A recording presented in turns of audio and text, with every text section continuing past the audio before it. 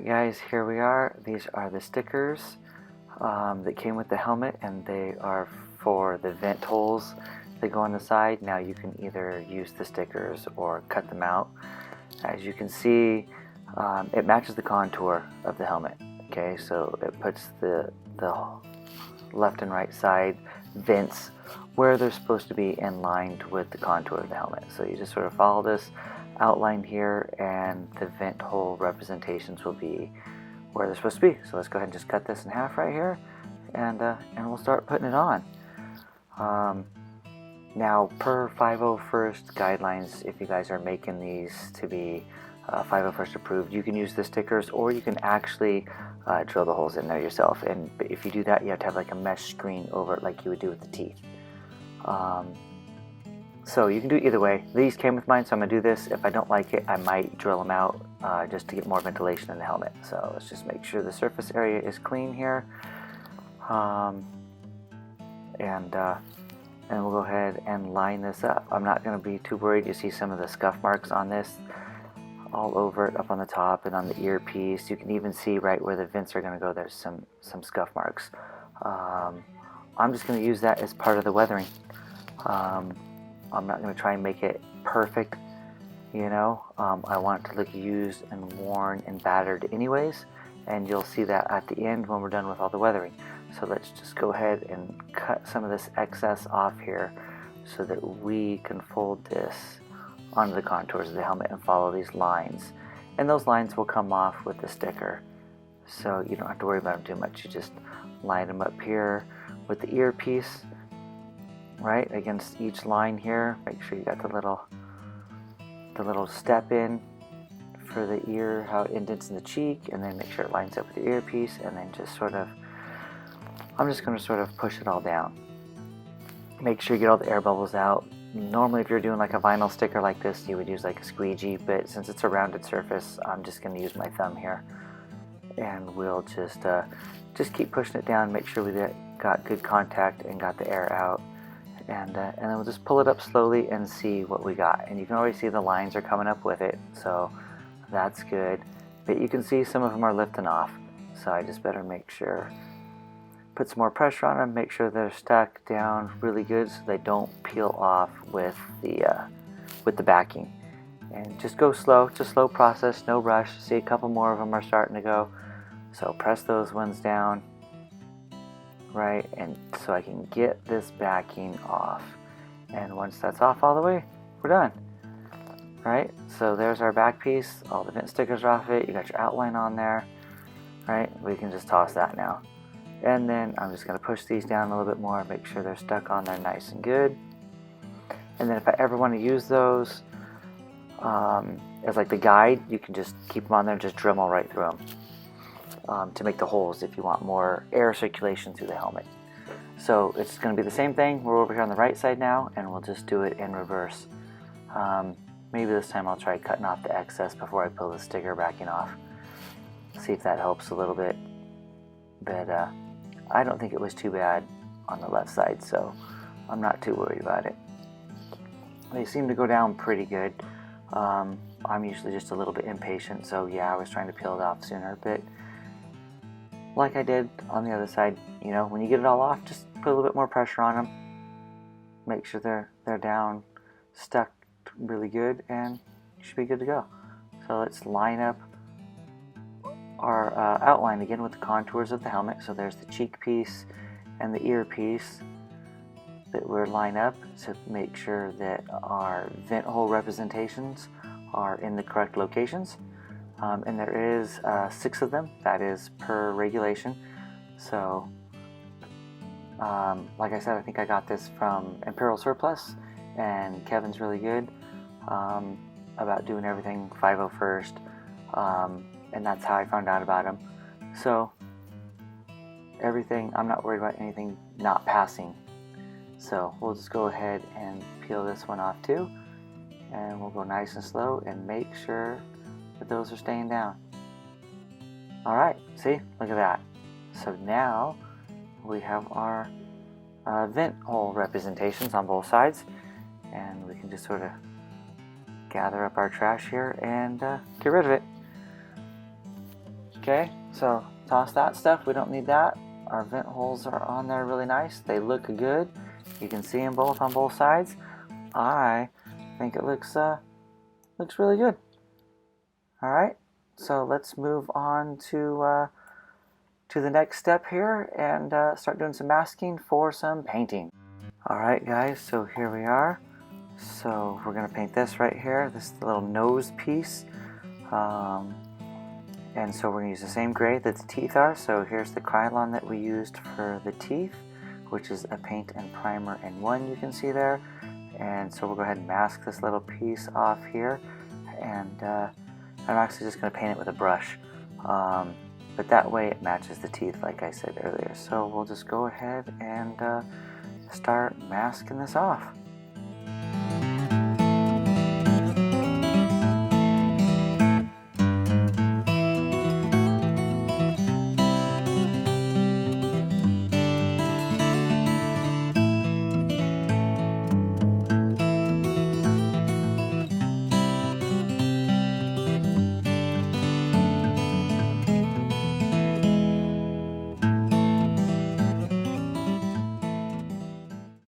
Alright guys, so here's our gray. You can see it running in there a little bit. I just sprayed a little bit into the container. You can see the blue residue from when we sprayed the blue paint in there when we did the blue accents on the helmet. It's the same container. So that just put a little bit of gray in the bottom of it, and hopefully that'll be enough to just paint this little piece right here. Should go real quick.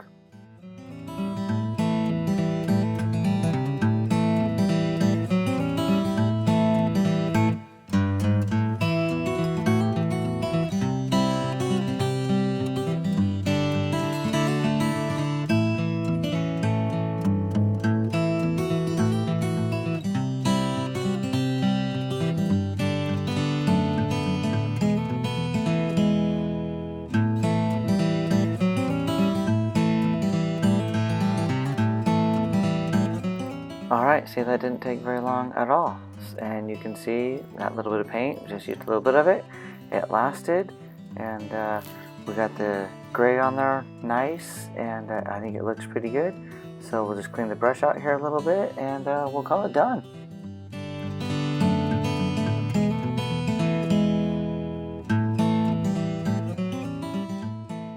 Alright guys, so next I put a little bit of black paint here. You'll see right here, there's our matte black, our Krylon Fusion again, and sprayed a little bit of that in our container.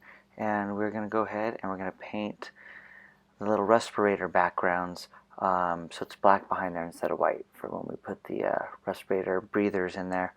So we're just going to dab this on here and paint this up.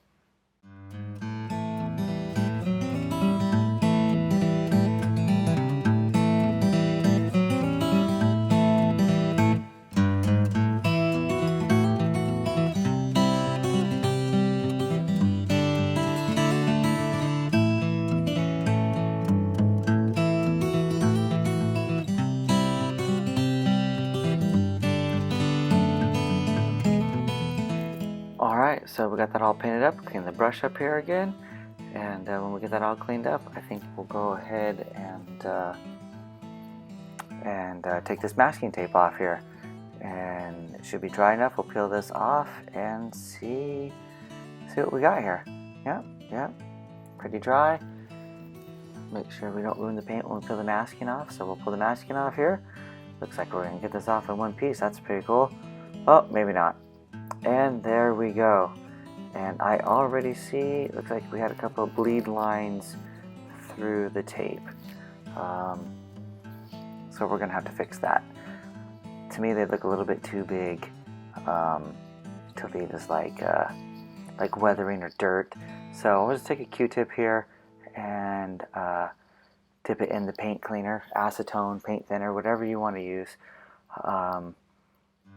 That will just lift that right off of there. So we'll go ahead and do that and see if we can't clean that up a little bit.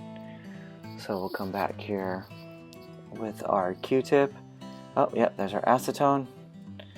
And we'll just get a little bit on the Q-tip here and clean that up. And that's how I've done it on all the other times I've had paint bleed through on this helmet. The same thing when I did the teeth and then the little lines that go around through the respirators and stuff. I just clean everything up with acetone and a Q-tip, and you can see here it's going to come right off and stuff, and that will actually make it look more like weathering if you don't get it off, because it's smudging it and moving it around, so that you could almost use as weathering marks. If you can't get it all off, I'm not going to worry about it, because that's pretty much what I'm going to do.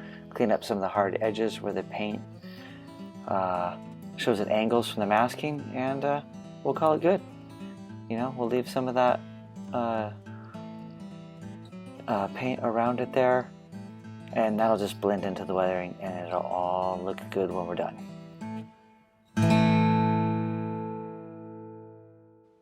Alright guys, here's everything we need for the weathering. We got crappy rag, we got our acrylic paint, which is water-based, some brushes, our tub to mix it in, and the water that we need to dilute it. So we'll just mix it all up to the color and consistency that we want, and that's everything you need. Alright, let's get started.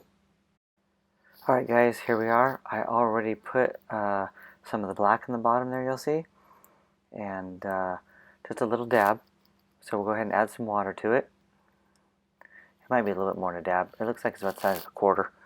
But we'll put some water in it, and we're going to stir it up and get it to whatever consistency that you want, whether you want it thicker or whether you want it thinner.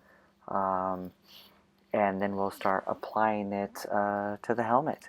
So you'll see I just sort of mix the paint around, put it in with the water, and kind of just get it however thick or thin that you want it. It's going to be harder to wipe off if it's really thick, or it's going to leave more paint on there. So just kind of whatever application you're using it for, I would suggest playing around with it. The black I used, you'll see here, it says it's a metallic black, and I chose that color on purpose because I wanted to put this in areas that would kind of simulate like grime and grease and dirt buildup on the helmet that would just come from regular use. So that's what I'm going to go for with just that metallic black paint. Alright, so here let's start putting it on, and if you remember we had the thicker paint, which is what I'm using here. See, it doesn't run very much. And I'm putting it in those areas where I think grease and grime would build up around the respirators, and sort of rub it around with the rag, add some water to the rag since it is an acrylic paint. That'll help you thin it out a little bit more, and then with the little brush here you can see that's a little bit more runny. So I'm grabbing that more out of the water, so it just adds a little bit more detail work to it. And then some of it I'll paint right on the rag and put on there, or paint on the helmet and rub it around with the rag. And you'll see how we get a little bit runny paint or thicker paint, and then just like wipe it around real quick, and you get that little residue that is left on there. So we'll just keep going over the whole thing like that and see how it turns out.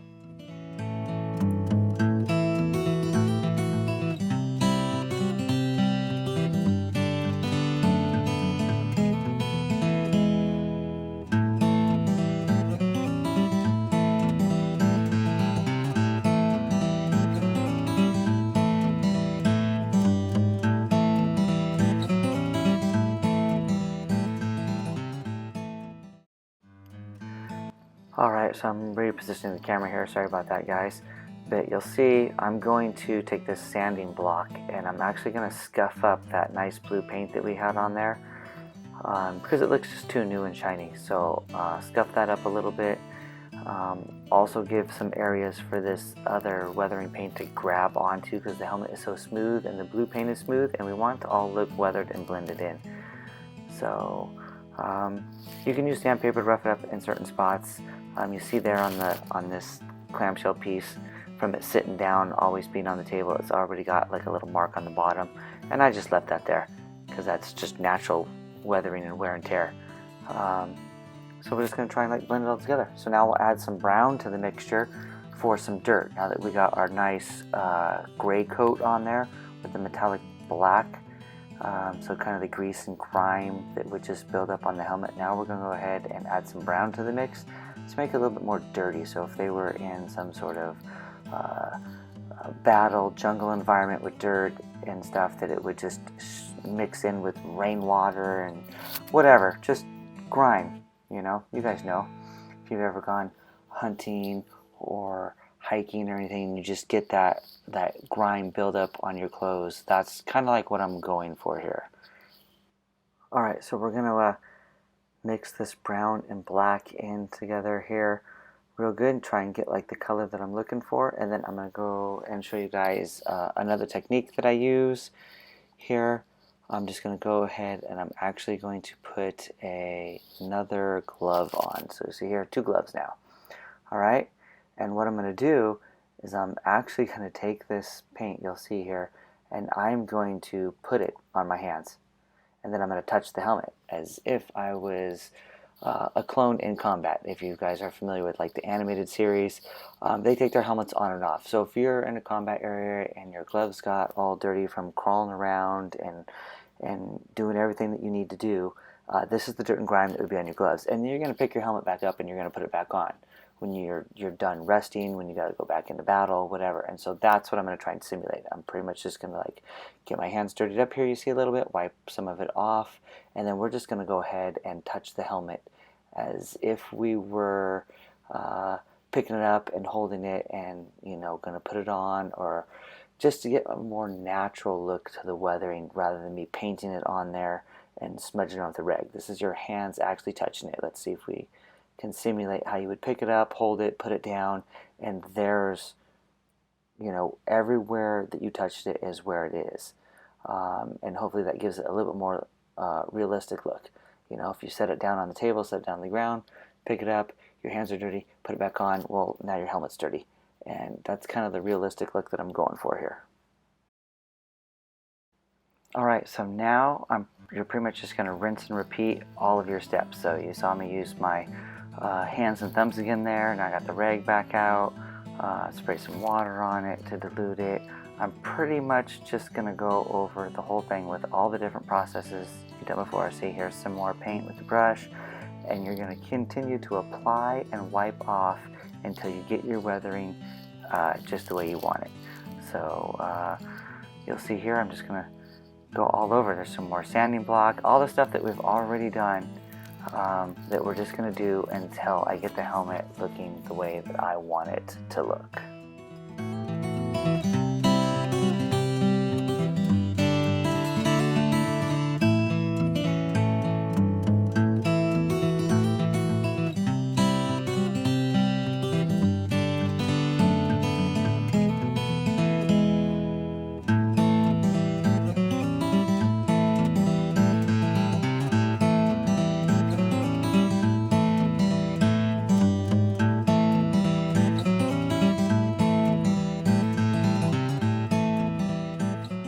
Alright, so there's all the weathering done that I did. I coincidentally called in a consultant, and they told me that it looks too uniform and unrandom the way I did it with the rag. All my strokes are in the same general direction.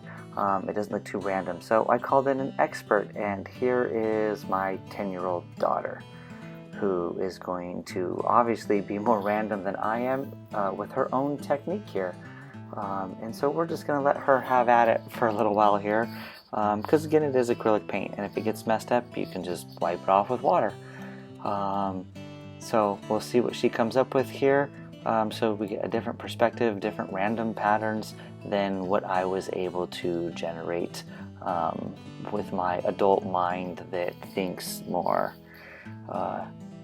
not random, considering my line of work as well, because I'm an analyst. So I needed more help in creativity and randomness, and that is what a 10-year-old provides. Alright guys, so here it is, all done. I'm pretty happy with the way it turned out with my 10-year-old helping me. I hope you guys like it too. Be sure to hit subscribe, check out some of the other videos, and hopefully you enjoyed this one, and I will post another one up real soon. See you next time.